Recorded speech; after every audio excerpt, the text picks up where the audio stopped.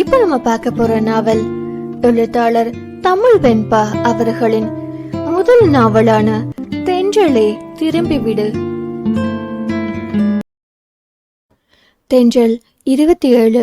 இப்ப என்ன நடந்து போச்சுன்னு மூளையில உட்காந்து ஒப்பாரி வைக்கிறவ என பேத்தியை அதட்டியபடியே உள்ளே நுழைந்தார் வீரமறவர். கதிர்தான் நடந்ததை சொல்லி அவசரமாய் அவரை அழைத்து வந்திருந்தான்.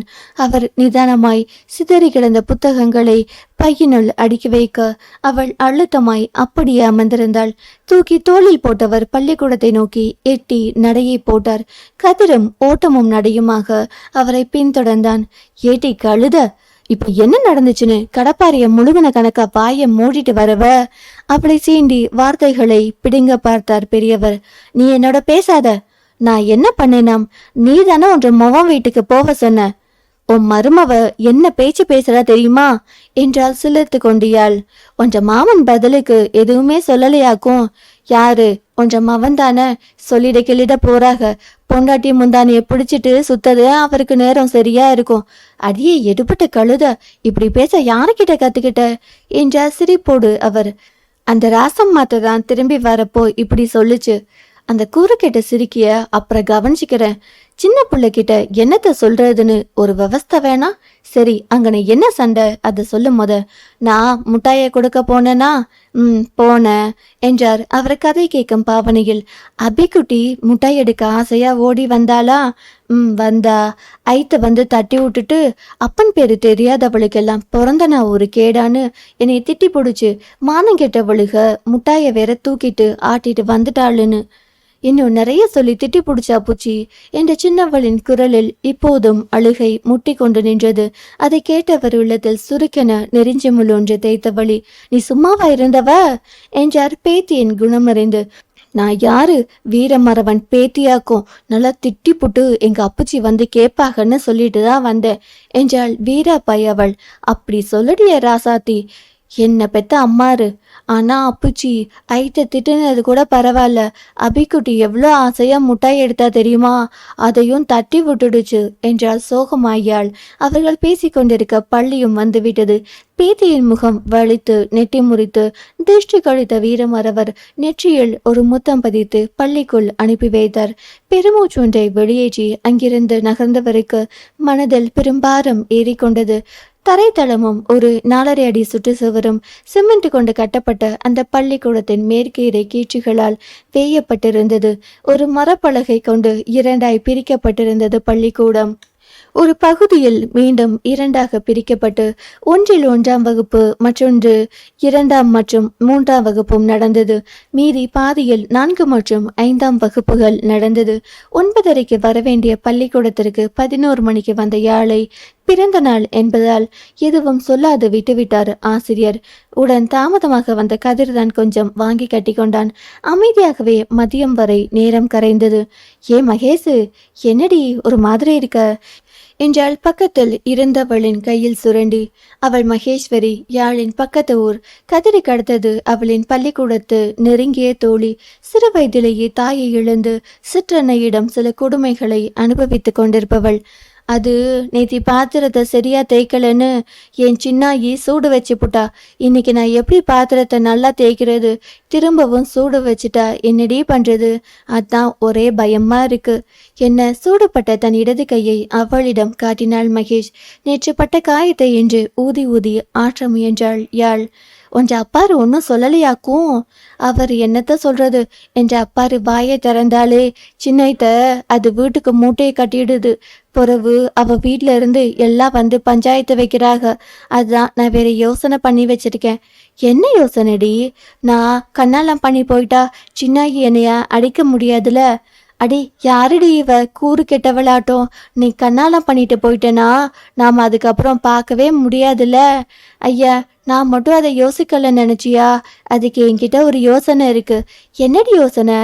நான் 2 பையன் உள்ள வீட்டுல அண்ணனை கண்ணாலம் கட்டிக்கிறேன். நீ பின்னாடியே தம்பியை கட்டிக்கிட்டு வந்துடு. அப்புறம் காலம் முசுரும் நாம ஒன்னாவே இருக்கலாம் என்றால் சாமர்த்தியமாய் மகேஷ். சூப்பர்டி மகேஷ் என அவளை கட்டி கொண்டாள் யாழ். அப்போ நானிடி என்றால் அவர்களின் பக்கத்தில் அமர்ந்திருந்த சீதாளா. அவளுக்கும் யாழின் தெருதான். ஆனால் இவளுக்கும் அவளுக்கும் எப்போதுமே 7ஆம் பொருத்தம்தான். பேச ஆரம்பித்தாலே சண்டையில் வந்துதான் முடியும். பாவம், 3 பெண்கள் 3 ஆண்கள் உள்ள ஒரு வகுப்பில் அவள் வேறு யாருடன் தான் பேச முடியும்? என்ற மாமனார் இருப்பாரு, வேணுனா அவரைத்தான் கண்ணாலம் கட்டிக்கவே என முகத்தை வேட்டினாள் யாழ். இவர்கள் பேச்சு அதிகரிக்கவே அங்கு வந்தார் ஆசிரியர். மொத்த பள்ளிக்கூடத்திற்கும் 2 ஆசிரியர்கள் தான். என்னடி கழுதைங்களா பேசிட்டே இருக்கீங்க, என்னங்கிறேன் என்றார் அதட்டலாய். அது ஒண்ணுல்ல தாத்தா என ஆரம்பித்தாள் யாழ். அடியே கழுத, உன்னை சார்னு தானே கூப்பிடணும்னு சொல்லியிருக்கேன், அப்புறம் என்னடி தாத்தா? நீங்க என் தாத்தா மாதிரி தான் இரு.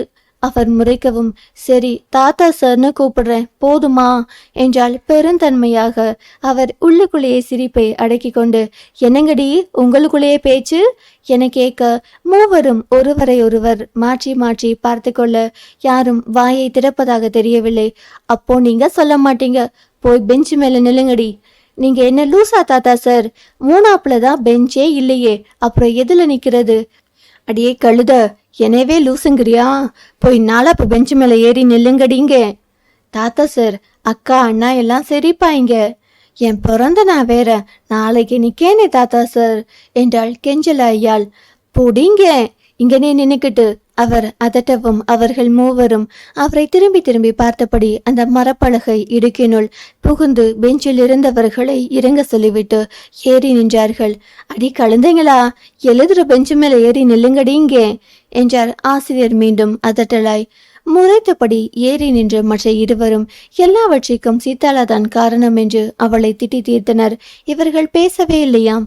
சிறிது நேரத்தில் வீட்டில் மணி அடிக்கவும் துள்ளி குதித்து புத்தக பையை எடுத்துக்கொண்டு தாத்தா சாருக்கு வெவ்வே வெவ்வே என ஒரு பழிப்பை காட்டிவிட்டு ஓடினாள் யாழ்.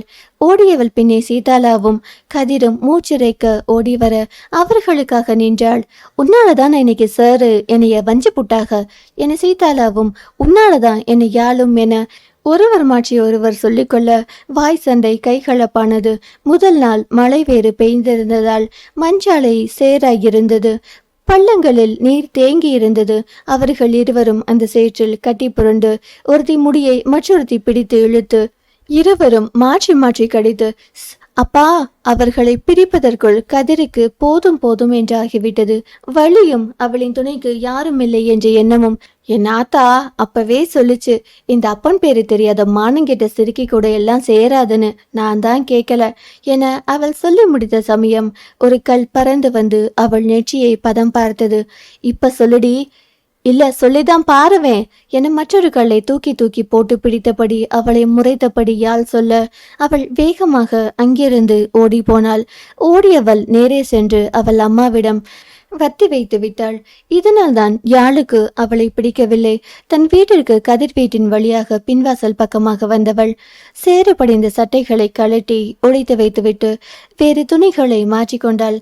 அதற்குள் சீதாளாவின் அம்மா வீட்டு வாசலில் நின்று காது கூசும்படி வசைகளை பாடிக்கொண்டிருக்க அஞ்சம்மாள் மட்டும் குறைந்தவராய் என்ன புடவையை இழுத்து சொருவி கொண்டு களத்தில் இறங்க வீட்டுக்குள் நுழைந்த யாழையோ அவளுக்கு பிடித்த விரால் மேல் குழம்பு சுண்டி இழுக்க தட்டில் போட்டுக்கொண்டு சாப்பிட்டபடியே சண்டையை வேடிக்கை பார்க்க தொடங்கிவிட்டாள். சண்டை நீண்டதே தவிர முடியும் வழியை காணும். அதற்குள் தோப்பிற்கு சென்றிருந்த லட்சுமி விஷயம் அறிந்து அங்கே ஓட்டமும் நடையுமாக அங்கே வந்திருந்தார். நேரே உள்ளே வந்தவர் சாப்பிட்டு கொண்டிருந்த யாழின் கையை பிடித்து தூக்கி நிறுத்தினார். அவர் விட்ட அறையில் ஒரு மூலையில் போய் விழுந்திருந்தாள் யாழ். அதிர்ச்சியில் வாயில் இருந்த உணவையும் விழுங்க மறந்திருந்தாள் அவள். பின்னே இன்றுதானே முதல் முறையாக தாயிடம் அடி வாங்குகிறாள். ஆம், இதுதான் அவள் முதல் முறை அடி வாங்குவது. லட்சுமி அவளை மிரட்டிடுவார், ஏன் அடிக்க கை கூட ஓங்குவார். ஆனால் இதுவரைக்கும் அடித்ததில்லை. வீரமறவர் அடிக்க விட்டதில்லை. ஒரே வார்த்தையில் தன் மகளை அடக்கிவிட்டு பேத்தியை வெளியே அழைத்து சென்று விடுவார். ஆனால் இன்று அவர் வீட்டில் இல்லையே. யாழ் அதிர்ச்சியில் இருந்து மீள்வதற்குள்ளே கட்டை விளக்கம் மாற்றி எடுத்து முத்தென்று மொத்த தொடங்கிவிட்டார் லட்சுமி. அஞ்சம்மாள் தடுத்தும் ஏன் சீதாளாவின் அம்மாவை தடுத்தும் அவர் அடிப்பதை நிறுத்தவில்லை. அதிர்ச்சியில் அழ மட்டுமில்லை, தடுக்கவும் மறந்திருந்தாள் யாழ். வாயை பிளந்தபடி கண்களை பெரிதாக்கி விழி அகற்றாமல் தன் அன்னையையே பார்த்திருந்தாள் அவள். கதிர்தான் பக்கத்தில் நின்று அழுது துடித்து கொண்டிருந்தான். அவன் தடுக்க அவனுக்கும் சேர்த்தே சில அடிகள் விழுந்தது. அப்போதுதான் வயலில் வேலை செய்தவர்களுக்கு சம்பள பணம் எடுக்க வீட்டிற்கு வந்த வீரமறவர் லட்சுமியை தடுத்து நிறுத்தி கன்னத்தில் விட்டார் ஒரு அறை. லட்சுமி கன்னத்தை பிடித்து கொண்டு அதிர்ச்சியாக அவரை பார்க்க, பின்னே லட்சுமியும் இன்றுதானே முதல் முறையாக தன் தந்தையிடம் அடி வாங்குகிறார். அடியை கூறி கேட்ட சிரிக்கி, உனக்கு கொஞ்ச நாச்சும் புத்தி இருக்கா? என்ன நினைச்சுக்கிட்டு இருக்கிறவ மனசுல? என்ற பேத்திய அடிச்சே கொண்டு போடலாம்னு முடிவு பண்ணிட்டியா? யாரு பண்ண தப்புக்கு யார அடிக்கிறவ? தப்பெல்லாம் ஒன்ற மேலையும் ஒன்ற புருஷன் மேலையும் வச்சுக்கிட்டு என்ற பேத்திய அடிப்பியோ? குழி தோண்டி புதைச்சிடுவேன் பாத்துக்க. இன்னொரு தடவை என் பேத்தி மேல கையை நீட்டின அம்புட்டுதான் சொல்லிட்டேன் என அவளை விரல் நீட்டி மிரட்டியவர் தன் பேத்தியை தூக்கி கொண்டு வேகமாக வெளியே சென்று விட்டார். அவர்கள் அங்கிருந்து நகரவும் சூழ்ந்திருந்த கூட்டமும் கலைந்தது. அனைவரும் செல்ல இதுவரை அடக்கி வைத்திருந்த ஆற்றாமை, கோபம், துக்கம், இன்னும் சொல்ல முடியாத பல உணர்வுகள் மேலே எழுந்து நெஞ்சை அழுத்த தன் தாயின் மடியில் விழுந்து கதற தொடங்கியிருந்தாள் லட்சுமி. தொடரும். அடுத்த அத்தியாயம் நாளை கேட்கலாம். கதையை தொடர்ந்து கேட்கணும்னா சேனலை சப்ஸ்கிரைப் பண்ணுங்க. நன்றி. பேசும் கதைகளின் குரலாய் நான் மனோசங்கரி.